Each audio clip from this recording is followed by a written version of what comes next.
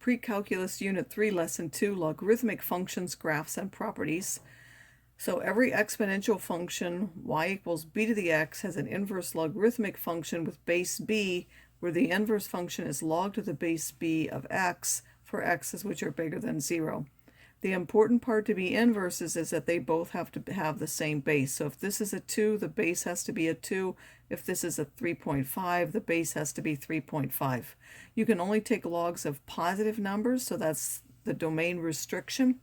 Again, because they're inverses, if I take f of f inverse or f inverse of f, they both have to take me back to x. So b to the log to the base b of x is x, and to the log to the base b of b of x is x. We can also switch between logarithmic and exponential equations. If the log to the base b of x is y, then b to the y is x. So we can switch between logarithmic and exponential forms. The two common ones are the common log and the natural log. The common log is the base 10. The natural log is the base e. The log to the base 10 is written without any base on it. So when you see just log, there's no 10. So y equals log to the base 10 only if 10 to the power y is x. Logarithmic functions give you the exponent as the output. So when you take the log of something, what you get out of that is the exponent. So y is equal to log of the x, again, means that the base 10 to that exponent of y is equal to that number, x. And we know that log to the base 10 of y is y, and 10 to the log of x is x. Again, because those are inverses, the same will be true for the natural function, which is base e. In this case, we write y as ln of x, so that's an L, not an 1. If and only if, again, this is base e, so e to the y has to be x. And then they undo each other. Log of e to the y is just y, and e to the log of x is just x. The graph of these are 1 to 1, so they are reflections across the line y equals x. So if you start off with this on an exponential function, then you would have this on the logarithmic function. There's also changes of base. Again, most calculators, now the TI-84s, they have other bases. I'm only going to allow you to use these because many calculators only have that. You need to know how to work with them. If you have any base b, you can switch to base 10 or base e. It doesn't matter which one. This is the common log of x over the log of b. So whatever this is inside, you put that on the top, and then you use the log of the base on the bottom, and that's also true for the natural log. They also have a domain of 0 to infinity, a range of minus infinity to infinity. Just like exponential functions had horizontal asymptotes of the x-axis, logarithmic functions have vertical asymptotes of the y-axis. If b is bigger than 1, it will increase like this. It always goes through 1, 0. It'll still go through 1, 0 here, but now it's decreasing through that point when we have a number between 0 and 1. Each graph of an exponential function, name its inverse and graph. Also give the inverse's domain range and whether it's increasing or decreasing, and the equation of its vertical asymptote. So this is y is equal to 3 to the x, so we know how to graph that. We know how to pick points and graph that particular function. If we put in 0, of course, it goes through 0, 1. And therefore, when we graph the inverse, it has to go through 1, 0. This goes through when it's at 2, that would go through 9. So at 9, it would go through 2. They're not on this graph, but we could pick other values and find their inverses. We would refine that's the reflection. So again, if you put in 1, if you put 1 in here, you get 3. So 3 would have to go through 1. The inverse is now, the log of this one will be log to the base 3 of x. It has a domain of 0 to infinity, a range of minus infinity to infinity, goes down all the way to minus infinity, and this keeps going up and up and up to infinity. It is an increasing function, and the vertical asymptote is now x equals 0, the y-axis. This was an increasing exponential. That will go with an increasing logarithmic function. 1/4 to the power x. The decreasing exponential function will go with the decreasing logarithmic function. So if you have 1/4 to the x, and at 0 that goes through 1, and then if this is minus 1, that will go through 4. If you put in, or 1 will give you a 4th, so at 1 it would go through a 4th. If you switch those, that will give you the inverse. This is a base 1/4, so this has to be base 1/4 for the inverse. Y is the log of that. Same domain and range. It's now a decreasing function, and the vertical asymptote is still the y-axis. If you take 2x plus 1, that's going to shift the exponential up 1, so it has a horizontal asymptote of y equals 1. So now the logarithmic will have an asymptote of x equals to 1, which means you're going to move everything 1 to the right. So it still will be the same base with a 2, but now instead of having this plus 1, you'll end up moving this 1 to the right. You could solve for this, by the way. If you knew that this y is equal to the x plus 1, you could subtract 1 from both sides and then solve for this after you switch the x. So if you write y equals 2x plus 1, you could switch and write x is equal 2 to the y plus 1, solve for the y, and you would find that this is the logarithmic function. You can also get that by thinking about the asymptotes. Because everything was shifted 1 to the right, instead of being from 0 to infinity, the x's will now be 1 to infinity. It's still an increasing function. The asymptote has moved to x equals 1. So for this function, we have 1/2 to the x minus 3. This minus 3 is for the exponential function, so that will have a horizontal asymptote of y is equal to minus 3 for the exponential. So the inverse for the logarithmic will have a vertical asymptote of x is equal to minus 3, meaning everything shifted 3 to the left. So inside of here, this will have gone left 3, and then the domain, instead of starting at 0, like normal, it would go left 3 to minus 3 to infinity. The range still minus infinity to infinity. This was decreasing, so this logarithmic will be decreasing. And the vertical asymptote is x equals to minus 3. For a logarithmic function, we know that whatever inside of the log has to be bigger than 0. So in a log of 2x, we would need 2x bigger than 0, or x is bigger than 0.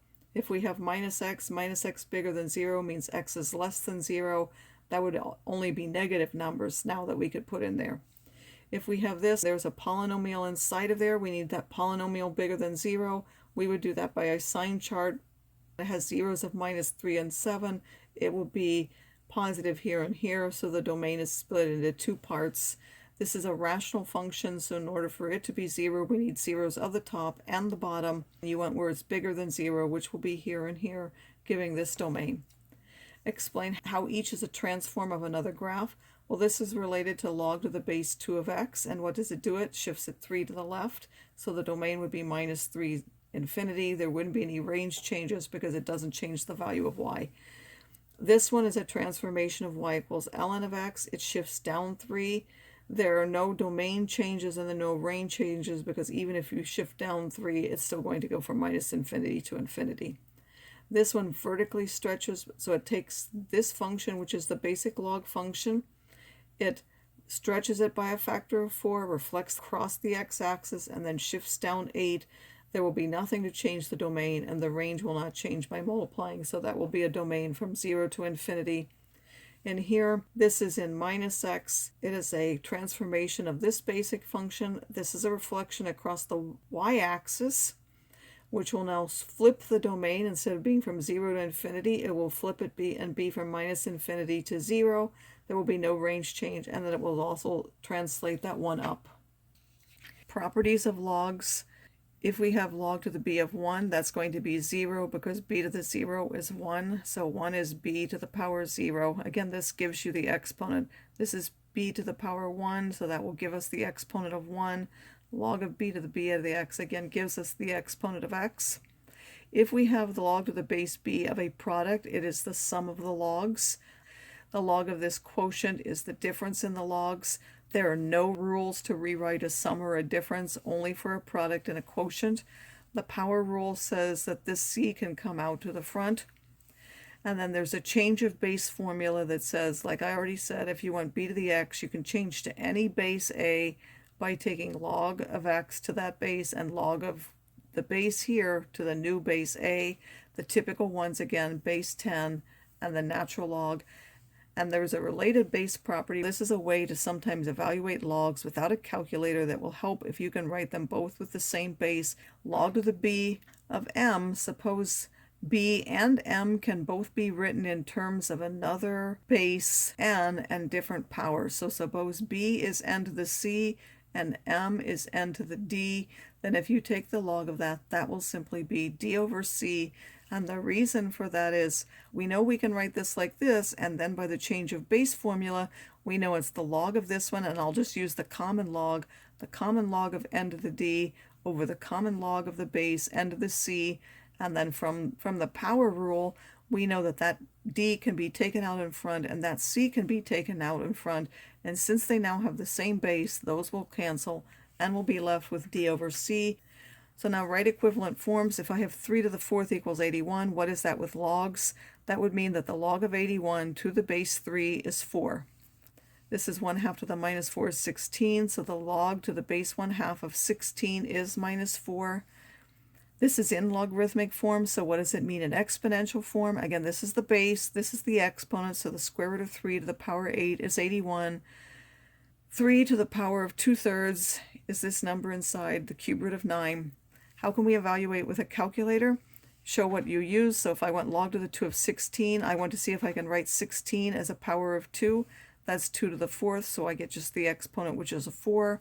3 is 3 to the 0, so that gives me just 0. 36 is 6 squared, so that gives me the exponent of 2. And now here, it may be easier to change these to both a different base. So 1/2 we recognize is 2 to the minus 1, 8 is 2 cubed, and by the related base property, that's now 3 over minus 1, which is minus 3. Log to the base 3 of 81, 81 is 3 to the 4th, same base, we get 4. 27 to the 3/2, now you could make that 3 cubed, and then 3/2 of that, that would give you a power of 9/2, so that would be 9/2. This is 10 to the power of 1/2, so that will give you 1/2. This is power of 4 to the minus 3, so that will give you a minus 3. If we evaluate each expression, okay, log to the base 10 of 1.5, they undo each other, so I just get 1/5. Log to the base 5 would be approximately this number. That would just be calculating. There's no way to simplify this one. If we wanted to calculate, I'm going to use one of my change of base formulas because I'm not allowed to use the log button or my calculator, which has that base, only base 10 or the natural log, and I would want you to write that, so that's approximately equal to that.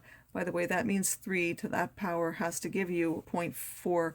That's assuming, of course, you wrote all of those decimals. If I cut it off, this is really only approximate. Log of e to the 2/3, this natural log and this base e are inverses, so that will be exactly 2/3.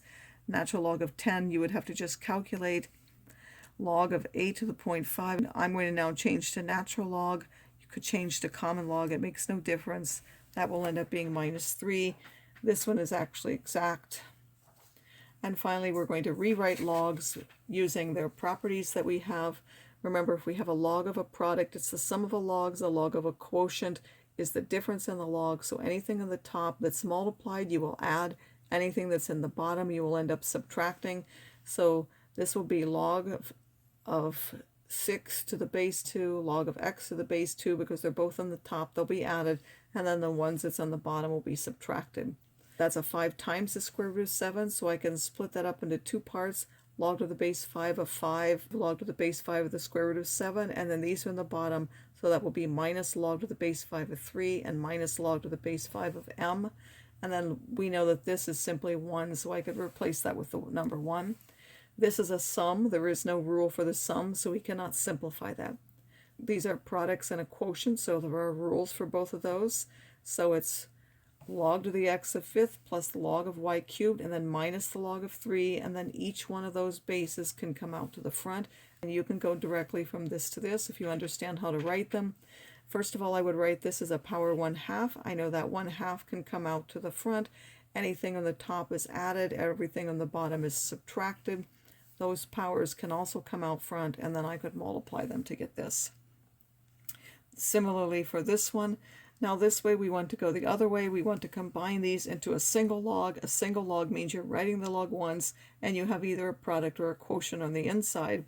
Here, these two are added. They're going to be multiplied inside. This is subtracted, so you will divide by that on the inside. Notice that they all have to have the same base, and you will have that base here for the log. This 3 will come inside, this 4 will come inside, and then because this is positive, it will go on the top. This is negative, it will go on the bottom. Again, each one of these powers would come inside, So it would be this to the 1/2 and this to the 2/3. You can multiply each one of those to get 3/2 and q squared. This will give you 8 cubes, and this will give you 2. And then because this is subtracted, that would be divided.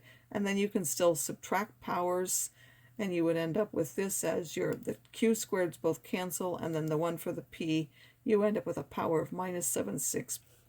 If you have log of a plus b plus the log of a, it means inside it needs to be a times a plus b, and then this is negative, so it will be divided by that. This 2 would come inside, and then this is a plus, so it would be those two things multiplied on the inside. Each one of these powers comes to the inside. This is negative and this is negative, so this one will go on the top. It's positive. Then you would divide by this one and divide by this one.